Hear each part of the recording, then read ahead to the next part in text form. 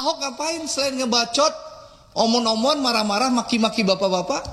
Apa yang dilakukannya? Ada nggak dia bawa data ke aparat penegak hukum? Nggak ada kan? Ngapain dipanggil? Kita ngapain ngasih panggung orang yang sudah pensiun, nggak berbuat apa-apa, lalu sekarang setelah Kejaksaan Agung melakukan penegakan hukum, dia mau jadi pahlawan kesiangan. Yang menarik ini, yang soal kasus ini. Jadi saat kasus berkembang, Pak Simon dan teman-teman Pertamina, itu saya bangun tidur tanggal 1 Maret, tiba-tiba rame di medsos. Ya rame di medsos, saya di Instagram saya itu diserang ribuan buzzernya Ahok. Ya, buzzernya Ahok, saya lihat kenapa saya diserang sama buzzernya Ahok, temannya Pak Darmadi ini gitu loh. Iya, buzzernya banyak 0. Kalau Ahok ini akunnya rata-ratanya postingannya 0, followernya 0 gitu loh. Saya screenshot Pak. Jadi kalau di proses hukum saya bisa buktikan nanti. Jadi itu buzzer Ahok. Nah itu menarik nih, ntar dulu. Menarik, saya kaget kan. Tanggal 1 kenapa? Oh saya lihat ternyata di TikTok rame. Pernyataan saya tanggal 15 Februari yang minta Presiden Jokowi untuk mengganti Ahok. 15 Februari 2020. Ya, saya sebagai anggota DPR Komisi 6 minta Pak Ahok diganti. Karena membuat kegaduhan di Pertamina. Supaya Pak Simon tahu, ya, 15 Februari 2020 saya bicara Ahok diganti. Itu Ahok itu baru 1 kali datang ke kilang Pertamina di Tuban, ya, di Tuban waktu mendampingi Presiden Jokowi datang ke Pertamina. Belum pernah ke kilang-kilang lain. Dan 15 September 2020 itu, ya, Ahok itu belum pernah ke unit hulu. Tanya Pak Kitiko nih, Pak Tiko 2020 jabatan Pak Tiko apa dulu Pak Tiko? Masih di Pertagas. Nih, PHE dulu, Pak Taufik ini kan orang hulu. Pernah nggak Pak Ahok itu September 2020 waktu saya? Belum pernah kan? Kayak ini dulu belum. Jadi dia hanya banyak omon-omon Pak Darmadi. Ya, bahkan kenapa sih bilang kegaduhan? Sebentar Pak. Jadi kegaduhan. Contoh, Pak Simon punya direktur SDM sama namanya Hersuk. Sebelum Hersuk tuh ada orang tua namanya Pak Kus. Ya. Nah, bapak-bapak ini tahu bagaimana Ahok membentak-bentak tuh orang tua Pak Kus itu, ya. Karena apa? Pak Ahok minta ada orang yang dinaikkan promosi tapi tidak sesuai jenjang kepangkatan. Pak Kusnya nggak mampu menaikkan. Dimaki-maki lah Pak Kus itu. Saya bisa ganti Anda loh. Saya bisa ngomong sama Menteri BUMN. Kok perlu Menteri BUMN nggak setuju? Saya bisa ngomong Presiden. Karena Ahok dulu temannya Presiden Pak. Saktiman Raguna dulu. Jadi meskipun saya minta dicopot, nggak mungkin dicopot karena Ahok itu temannya Presiden. Saktiman Raguna Ahok itu, Prof Darmadi. Pulang keluar dari penjara langsung bisa jadi Komet Pertamina. Nah, tapi yang menarik setelah Kejaksaan Agung melakukan penangkapan, membongkar kasus korupsi yang mengagetkan kita semua ya. Kalau itu benar ya, itu mengagetkan kita semua. Saya berpikir malingnya si Sani itu main impor crude aja. Ya, saya nggak sangka kalau dia nyolong di RON juga. Ya. Itu kalau itu terjadi, ya, itu Ahok ngapain aja Pak Darmadi, ya? Padahal Ahok itu menikmati loh penghasilan puluhan miliar jadi Komet Pertamina. Jadi dia marah-marah ke Pak Alfian, maki-maki Pak Alfian di ruang rapat, itu ngapain aja, ya? Karena di Ahok itu komisaris utama 2019 sampai 2000 berapa sih terakhirnya? Dia alasannya kan nggak 2024. Bayangin Pak Darmadi puluhan miliar per tahun. Belum lagi rajin main golf gitu loh. Itu fasilitas yang didapatkan Ahok sebagai Komet Pertamina. Dan kita tahu di Undang-Undang Persero, ya PT Komet tuh bisa ya melaporkan. Lihat Erick Thohir, Menteri BUMN. Ada kasus Jiwasraya. Dia dapat data, dia datang ke Kejaksaan Agung. Jiwasraya diproses. Asabri, Pak Erick bersama Pak Prabowo punya data. Pak Erick lapor ke Pak Prabowo, Pak ini proses bagaimana? Kata Pak Prabowo, lanjutkan proses hukum Pak Erick. Diproses Asabri. Ahok ngapain selain ngebacot, omon-omon, marah-marah, maki-maki bapak-bapak? Apa yang dilakukannya? Ada nggak dia bawa data ke aparat penegak hukum? Nggak ada kan? Ngapain dipanggil? Kita ngapain ngasih panggung orang yang sudah pensiun, nggak berbuat apa-apa, lalu sekarang setelah Kejaksaan Agung melakukan penegakan hukum, dia mau jadi pahlawan kesiangan. Ya, ini kan pahlawan kesiangan. Untuk apa? Kalau dia punya data, harusnya dia jadi komut, dia bawa datanya ke Kejaksaan Agung, ke KPK atau ke kepolisian. Itu baru kerja pengawasan. Kalau sekarang setelah Jaksa Agung di era Prabowo melakukan penangkapan, lalu dia ngebacot. Oh, kalau saya bisa, saya punya data. Lu ngapain aja lu bro selama ini gitu loh. Ini kan orang sudah pensiun, nggak punya panggung politik, memanfaatkan kehebatan Kejaksaan Agung di era Prabowo untuk numpang tenar kembali supaya populer lagi. Gitu loh Pak Frawardi. Ini gaya politisi numpang tenar pansos terhadap kemampuan kinerja Jaksa Agung di bawah era Prabowo Subianto sebagai presiden. Gitu loh.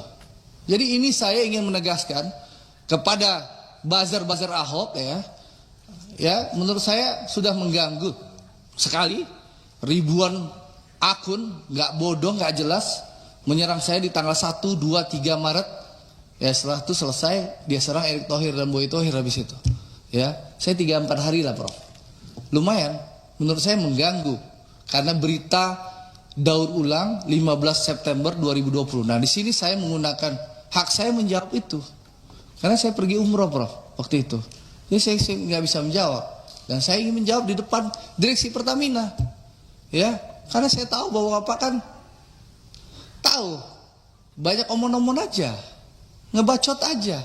Sekarang setelah Jaksa Agung melakukan penegakan hukum, ya di bawah eranya Prabowo, siapa saja yang melanggar hukum, yang korupsi disikat zaman Pak Prabowo, baru dia pura-pura muncul sebagai pahlawan kesiangan. Dan alhamdulillah jejak digitalnya banyak. Ngaku nggak pernah jadi ditawarkan diri, ternyata pernah ditawarkan diri oleh Pak Jokowi. Ini banyak kebohongan-kebohongan. Jadi saya minta teman-teman, mari kita rasional. Ya, itu hak teman-teman mau ngundang Ahok, silahkan. Tapi ya ngapain kita kasih panggung? Serahkan kepada aparat penegak hukum, Kejaksaan Agung yang sudah bekerja luar biasa, gitu loh. Ya, jadi menurut saya sekali lagi ya hati-hati. Politik buzzer ini, tapi memang buzzernya nggak sekuat dulu Pak. Waktu dulu Pak Simon, saya duduk di meja situ di ujung, saya bilang Ahok tuh komisaris Rasa Dirut. Pak Simon, karena waktu itu Ahok itu sangat berkuasa, powerful waktu itu karena dekat presiden, buzzernya luar biasa. Sebulan saya dihajar. Tapi kalau sekarang karena udah jauh dari kekuasaan, 3 hari doang dia mungkin mampu bikin buzzernya. Itu Pak Mufti.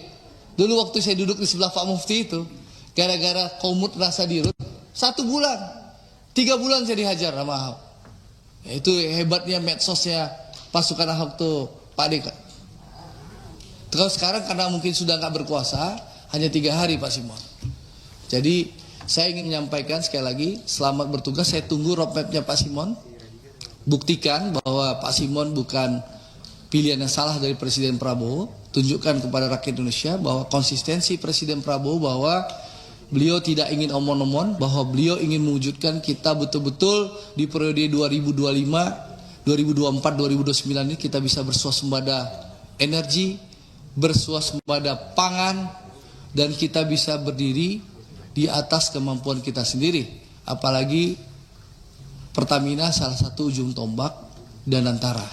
Harapan kita, harapan kami, ya, seluruh harapan rakyat Indonesia tentu Pertamina benar-benar bisa membenahi tata kelola, ya, sehingga bisa jadi perusahaan yang sehat, menghasilkan keuntungan, dividen yang bisa memperkuat Danantara. Kita tahu Danantara ini adalah cara percepatan bagi Presiden Prabowo agar ekonomi Indonesia tumbuh 8%. Dan sekali lagi saya rasa kita harus mendukung Pertamina, ya. Jaksa Agung sudah menjelaskan secara detail bahwa BBM Pertamina sekarang tidak lagi dioplos, ya, tidak ada pengoplosan. Jadi memang kualitasnya sesuai yang dijual, dan saya rasa kita harus mendukung semua. Dan kedua, tentu kita harus memastikan jangan sampai Pertamina ini, tadi disampaikan Kak Wendra, kita jangan sampai melakukan pembersihan tapi membakar menyari rumahnya, ya, tikusnya. Itu dilakukan oleh kami bersama-sama Kementerian BUMN membenahi Asabri dulu, Pak. Lalu membenahi Jiwasraya. Kita membenahi tanpa perlu membakar rumahnya. Kasihan Bu Emma nanti, Pak. Ya, saya dengar banyak bank asing sudah nelfon Bu Emma gara-gara kasus ini. Jangan sampai Bapak default gara-gara isu yang tidak benar berkembang. Ya, ini juga penting, ya. Pertamina ini ujung tombak kita, BUMN terbesar kita, ya harus kita dukung bersama-sama. Kalau ada yang salah, tentu harus dibenahi. Kalau ada yang maling, silahkan proses hukum berjalan. Jadi saya ingin menyampaikan, sekali lagi kita jangan sampai memberikan panggung kepada orang-orang yang pansos melihat kinerja Kejaksaan Agung yang luar biasa di era Pak Prabowo Subianto. Ya, kalau Anda punya kekuasaan dulu, ya Anda laporkan. Anda punya bukti, Anda bawa ke aparat penegak hukum. Jangan hanya podcast. Lalu bawa buzzer-buzzernya, bangun opini di media sosial. Itu namanya omon-omon. Omon-omon, itu teh. Jangan kita omon-omon. Kalau Anda menikmati puluhan miliar sebulan, setahun, Anda terima penghasilan dari Pertamina setahun, ya, lebih gede kan penghasilannya Ahok di Pertamina daripada Prof. Darmadian di DPR, betul? Lebih besar penghasilan Ahok di Pertamina jadi Komun atau penghasilan Prof. Darmadi di DPR? Puluhan miliar, Prof. Besar nggak? Nah, jadi gitu. Iya, 60 juta Prof sebulan. Kalau Ahok miliaran. Jadi menurut saya, kita jangan mau terjebak dengan opini orang pansos atas kinerja Kejaksaan Agung. Jadi sekali lagi Pak Simon, saya tunggu roadmapnya dengan teman-teman direksi semua, ya. Mari bekerja keras. Sekali lagi, mari kita bersama-sama benahi Pertamina. Dan mudah-mudahan, saya berharap di era Pak Simon betul-betul kita bisa wujudkan swasembada energi, ya. Kasih tepuk tangan lah, ayo tepuk tangan lah. Sedikit.